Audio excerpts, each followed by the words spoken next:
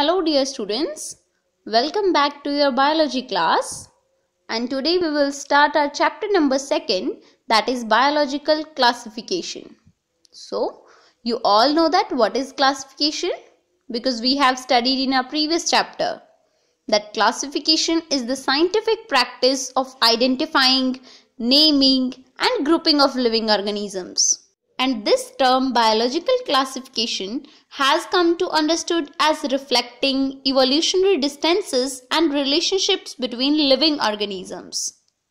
Now, why we need this classification?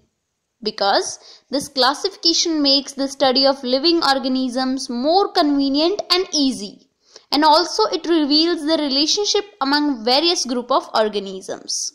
It also provides us the knowledge about organisms which are found in specific geographical regions. So, let us study more about biological classification. So, dear students, at the end of this chapter, you will able to understand the 2 kingdom classification, understand 5 kingdom classification, describe the characteristics of kingdom Monera, describe the characteristics of kingdom Protista, describe the characteristics of kingdom Fungi, describe the characteristics of kingdom Plantae, and describe the characteristics of kingdom Animalia, and also describe the characteristics of viruses, viroids and lichens. So let's start. Students, there have been many attempts to classify the living organisms from the centuries. But the criteria used by human beings to classify the organisms is not always scientific. Sometimes it born out of a need to use organisms for their own use, like for food, shelter and clothing. So, it was the Aristotle who firstly classified the plants into different groups based on their morphological characters, like trees, shrubs and herbs. He also divided the animals into 2 groups, animals with red blood and animals without red blood. After Aristotle, the Carolus Linnaeus had come with the 2 kingdom system of classification. According to this system, there are 2 groups, kingdom Plantae and kingdom Animalia. Carolus Linnaeus had divided the non-mobile plants into the kingdom Plantae and all movable animals into the kingdom Animalia. But this system of classification did not distinguish between unicellular and multicellular, prokaryotes and eukaryotes, photosynthetic and non-photosynthetic organisms.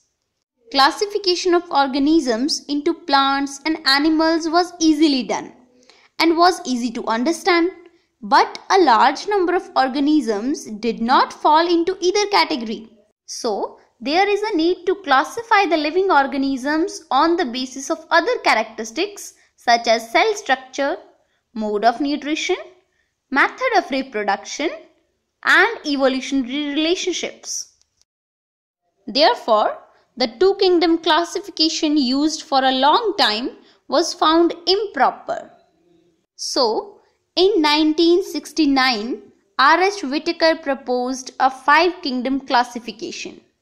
It includes the kingdom Monera, Protista, Fungi, along with the kingdom Plantae and Animalia.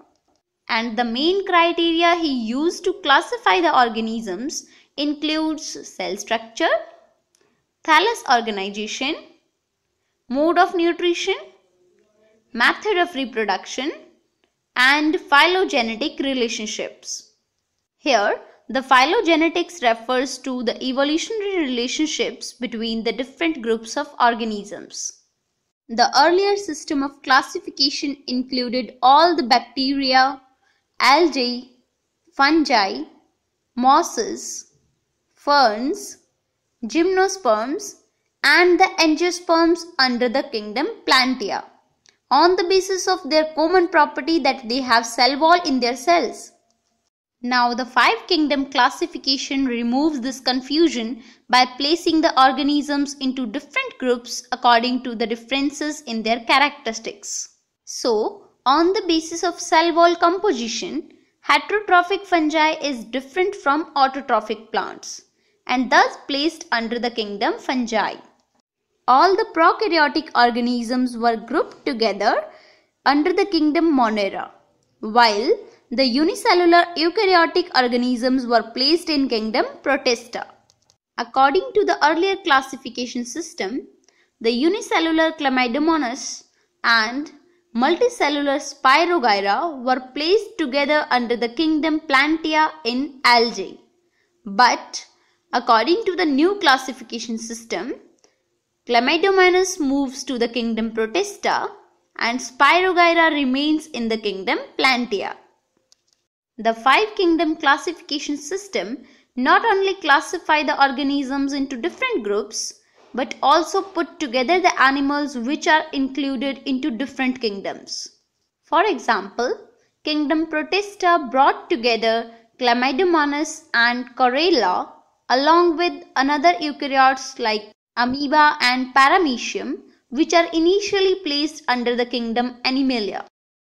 Therefore, the five kingdom classification system was evolved to understand the relationship among the different organisms in a better way.